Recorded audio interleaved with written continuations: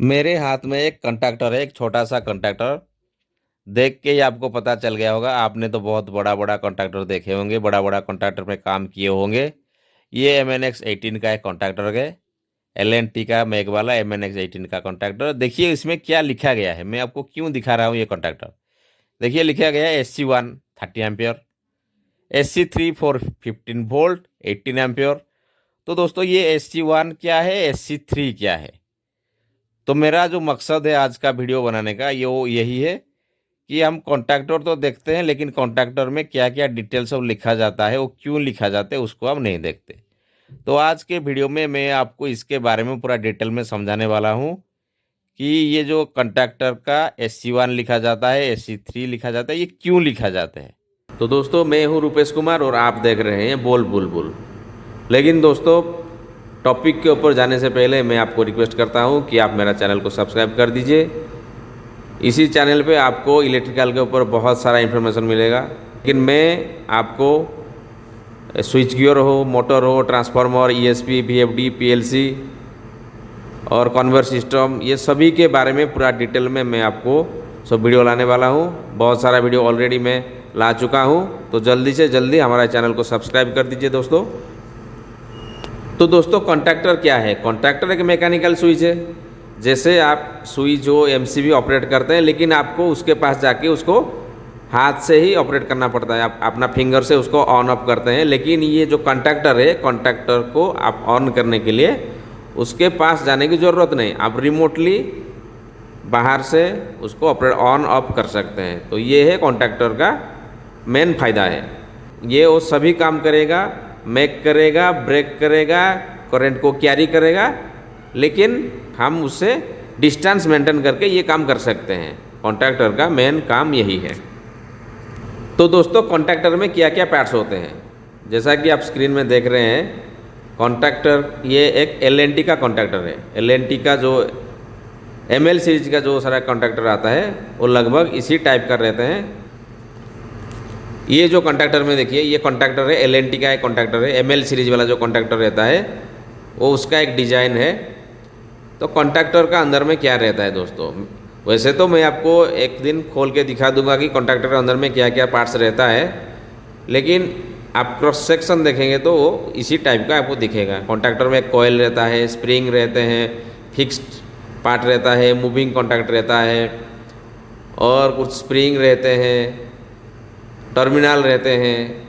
तो मोटा मोटी देखा जाए तो कॉन्ट्रैक्टर में ये सभी पार्ट्स रहते हैं। हर एक कॉन्ट्रैक्टर में ये पार्ट्स रहता है। जैसा कि आप सब जानते हैं कि कॉन्ट्रैक्टर को हम सभी एप्लीकेशन में यूज करते हैं। मेनली मोटर को स्विच करने में, मोटर को ऑन ऑफ करने में हम कॉन्ट्रैक्टर यूज करते हैं। लाइटिंग लोड जहाँ पे लाइट को ऑन ऑफ करना पड़ रहा है वहाँ पे भी हम यूज करते हैं कॉन्ट्रैक्टर को। और जहाँ पे हीटर लगे होते हैं, प्लांट में आपने देखा होगा बहुत सारे हीटर लगे होते हैं, तो वो भी कॉन्ट्रैक्टर के थ्रू ऑन ऑफ किया जाता है। कैपेसिटर पैनल को भी कॉन्ट्रैक्टर के थ्रू ऑन ऑफ किया जाता है। और सेम उसी तरह DC सप्लाई का जो लोड रहते हैं, DC मोटर हो, DC रेक्टिफायर हो, उन सभी लोड को हम थ्रू ये कॉन्ट्रैक्टर ऑन ऑफ करते हैं। तो यानी SC में भी यूज होता है और DC में भी, दोनों में ये कॉन्ट्रैक्टर का यूज होते हैं। तो कॉन्ट्रैक्टर हम क्यों इस्तेमाल करते हैं। कॉन्ट्रैक्टर इसीलिए अब हम इस्तेमाल करते हैं क्योंकि कॉन्ट्रैक्टर को हम बहुत बार ऑन ऑफ कर सकते हैं। जैसे आप स्विच हो MCB को आप ऑन ऑफ कर सकते हैं, और सेम उसी टाइप का ये कॉन्ट्रैक्टर को हम ऑन ऑफ बहुत बार कर सकते हैं। और इसका लाइफ भी ज़्यादा रहता है। और इसको जैसा मैं बोल रहा था कि इसका पास में जाके आपको ऑन ऑफ करने की ज़रूरत नहीं। आप कहीं दूर से जहाँ पे मोटर होगा, मोटर के पास से जो पुश बटन रहता है उसी से आप ऑन पुश बटन को दबाएंगे तो ये कॉन्ट्रैक्टर ऑन होगा। इसको हम रिमोटली ऑन कर सकते हैं, चाहे कंट्रोल रूम से हम कमांड देंगे तो कॉन्ट्रैक्टर ऑन होता है। और एक उसका है ऑटोमेटिक स्विचिंग। अगर हम टाइमर के थ्रू भी इसको सेट करेंगे तो ये ऑटोमेटिक भी काम करेगा। टाइमिंग दे देंगे कि हमको 3 बजे मोटर चलाना है, 4 बजे बंद करना है, तो उसी के हिसाब से ये कॉन्ट्रैक्टर भी वो टाइमर के थ्रू ये स्टार्ट स्टॉप होगा। और सबसे जो इम्पोर्टेंट है वो है no volt protection. No volt protection यानी मान लीजिए आप मोटर आपका चल रहा है, और मोटर पावर फेलियर की वजह से मोटर बंद हो गया। लेकिन कॉन्टैक्टर पर अगर आप यूज किए होंगे तो जब पावर सप्लाई नॉर्मल होगा तो वो मोटर को आपको दोबारा चलाना पड़ेगा। स्टार्ट कमांड देंगे तो अभी मोटर चलेगा, खुद ब खुद नहीं चलेगा। जैसे आपका घर में फैन चल रहा है, मान लीजिए फैन चल रहा है, पावर सप्लाई ऑफ हो गया, फिर जब पावर सप्लाई नॉर्मल हो रहा है तो उसी समय फिर आपका फैन दोबारा चल रहा है क्योंकि स्विच ऑन है। लेकिन कॉन्टैक्टर आप यूज करेंगे तो ऐसा नहीं होगा। एक बार ऑफ हो गया मतलब कॉन्टैक्टर ड्रॉप हो जाता है और मोटर बंद हो जाता है। पावर सप्लाई जब नॉर्मल होगा और जब आप दोबारा उसको ऑन करेंगे, जाके आप उसको ऑन करेंगे तभी वो मोटर चलेगा। ये है नो वोल्टेज प्रोटेक्शन। और कॉन्टैक्टर का हम कहाँ यूज करते हैं? सर्किट में देखेंगे तो हम पावर सर्किट में यूज करते हैं।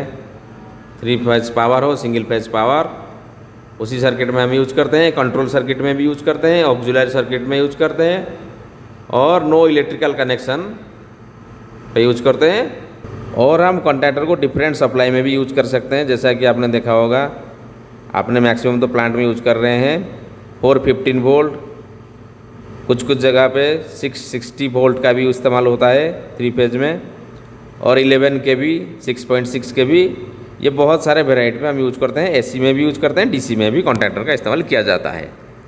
कॉन्टैक्टर का और एक रहता है दोस्तों pickup voltage and drop of voltage. Pickup voltage यानी दोस्तों मिनिमम कितना वोल्टेज देने से कॉन्टैक्टर पिकअप करेगा, उसका कोयल का सबको हम कितना सप्लाई देंगे, कोयल में कितना सप्लाई देंगे तो ये पिकअप करेगा, वो होता है पिकअप वोल्टेज। और एक बार पिकअप हो गया तो फिर ये कितना वोल्टेज रिड्यूस होगा तो ये ड्रॉप होगा, उसको बोलते हैं ड्रॉप ऑफ वोल्टेज। मान लीजिए आपका एक कॉन्टैक्टर है, कॉन्टैक्टर का कोयल में आप देखें 230 वोल्टेज सप्लाई दे रहे हैं, 230 सप्लाई दे रहे हैं, लेकिन कभी कभी क्या होता है उसका कंट्रोल सप्लाई मान लीजिए ड्रॉप हो गया, तो कितना ड्रॉप होगा ये, तो उसी टाइम पे ये ड्रॉप हो जाएगा, कॉन्टैक्टर ड्रॉप होगा, उसको हम बोलेंगे drop of voltage. Maximum voltage कितना आएगा तो ये कम्प्लीटली ड्रॉप हो जाएगा।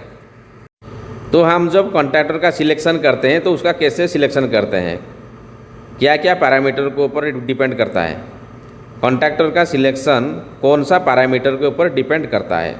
फर्स्ट है रेटेड ऑपरेशनल वोल्टेज, कितना वोल्टेज पे हम ऑपरेट करेंगे।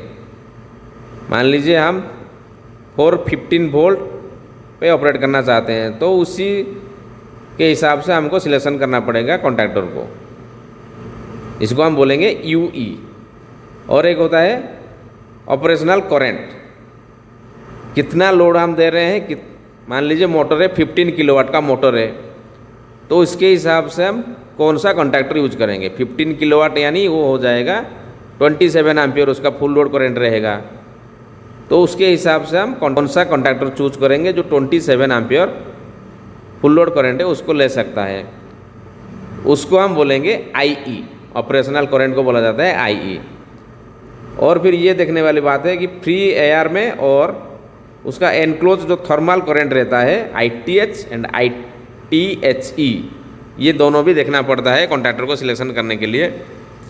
यूटिलाइजेशन कैटेगरी, हम जो कॉन्टैक्टर को इस्तेमाल कर रहे हैं वो हम किसके लिए यूज कर रहे हैं, मोटर के लिए यूज कर रहे हैं या हीटर के लिए यूज कर रहे हैं या लाइटिंग लोड के लिए यूज कर रहे हैं, डीसी के लिए यूज कर रहे हैं, किसके लिए हम यूज कर रहे हैं वो भी हमको देखना पड़ेगा, उसको बोलते हैं यूटिलाइजेशन कैटेगरी। और ये भी देखना पड़ेगा उसका इलेक्ट्रिकल एंड मैकेनिकल लाइफ कितना है। कॉन्टैक्टर को हम ज़्यादा बार ऑन ऑफ करेंगे तो हो सकता है वो टूट जाए, तो उसका स्ट्रेंथ भी हमको देखना पड़ेगा, इलेक्ट्रिकल एंड मैकेनिकल लाइफ को देखना पड़ेगा, उसको स्ट्रेंथ को देखना पड़ेगा कॉन्टैक्टर का सिलेक्शन करते समय। इसके अलावा और भी कुछ पैरामीटर रहते हैं, जैसा कि उसका rated conditional short circuit current, उसको भी आपको ध्यान में रखना पड़ेगा। आप जो कॉन्टैक्टर को यूज कर रहे हैं, जिस पर्पज़ के लिए यूज कर रहे हैं, उसका आपको रनिंग आवर क्या है, कितना बार उसको ऑन ऑफ करना पड़ रहा है, फ्रीक्वेंसी क्या है ऑन ऑफ का, ये भी आपको ध्यान में रखना पड़ेगा। कॉइल का वोल्टेज, यानी आप जो कंट्रोल सप्लाई यूज कर रहे हैं, कंट्रोल सप्लाई के हिसाब से आपका कॉन्टैक्टर का कॉइल का वोल्टेज सेम रहना चाहिए, कॉइल वोल्टेज को आपको देखना पड़ेगा। और आपको जो फील्ड में आप कितना ऑक्सिलरी कॉन्टैक्ट्स आपको चाहिए, कितना एनओ चाहिए, कितना एनसी चाहिए, वो भी एक चीज़ ध्यान में रखना पड़ेगा। और उसका साइज, मान लीजिए आपका पैनल जो है छोटा पैनल है, तो उसमें आपको ये जो कॉन्टैक्टर आप लगा रहे हैं थोड़ा बड़ा साइज का कॉन्टैक्टर हो गया, तो वहाँ पे तो उसी जगह पर ये फिट नहीं होगा। इसलिए आपको स्पेस को देख के, रेटिंग को देख के उसका साइज भी आपको मेंटेन करना पड़ेगा। तो इसलिए आपको कॉन्टैक्टर का डायमेंशन भी देखना पड़ेगा। और फिर कॉन्टैक्टर का जो टर्मिनल रहते हैं, टर्मिनल में आप जो केबल लगा रहे हैं, केबल का साइज और टर्मिनल में सही तरीके से लगेगा कि नहीं, टर्मिनल का साइज भी देखना पड़ेगा। और आपके लिए लास्ट में आएगा मेंटेनेंस। तो maintenance and spare part available है कि नहीं, उसके ऊपर भी आपको खास ध्यान देना पड़ेगा। एक सही कॉन्टैक्टर चूज करने के लिए ये सभी पैरामीटर को आपको ध्यान में रखना पड़ेगा। ये एक इम्पोर्टेंट चीज़ है दोस्तों। आप कॉन्टैक्टर का इस्तेमाल कहाँ करना चाहते हैं। देखिए SC1, SC2, SC3, SC4, जैसे मैंने आपको शुरुआत में बोला था कि SC1 लिखा जाता है, SC3 लिखा जाता है कॉन्टैक्टर में। वो क्यों लिखा जाता है? क्योंकि ये कॉन्टैक्टर कौन सा क्षेत्र में यूज होगा, किसके लिए यूज होगा, ये यूटिलाइजेशन कैटेगरी के ऊपर डिपेंड करता है। SC1 यानी नॉन इंडक्टिव या slightly inductive load, resistance furnaces, यानी आप हीटर, लाइटिंग लोड में यूज कर रहे हैं तो SC1 का इस्तेमाल कीजिए। SC2 slip ring induction motor, जहाँ पे आप इस्तेमाल कर रहे हैं स्लिप रिंग इंडक्शन मोटर, वहाँ पे आप SC2 वाला कॉन्टैक्टर का इस्तेमाल कीजिए। और SC3 squirrel cage induction motor, आजकल तो हर जगह स्क्विरल केज इंडक्शन मोटर ही लगता है, स्क्विरल केज इंडक्शन मोटर में आप SC3 का इस्तेमाल कीजिए। और फाइनली दोस्तों SC4, SC3 देखिए स्क्विरल केज इंडक्शन मोटर लिखा गया है, SC4 भी स्क्विरल केज इंडक्शन मोटर। लेकिन डिफरेंस यहाँ का ये है कि आप देखेंगे क्रेन या हॉइस्ट मोटर, उसमें क्या करना पड़ता है, ज़्यादा बार हमको इंचिंग करना पड़ता है। इंचिंग यानी स्टार्ट स्टॉप बहुत फ्रिक्वेंटली किया जाता है हॉइस्ट मोटर में।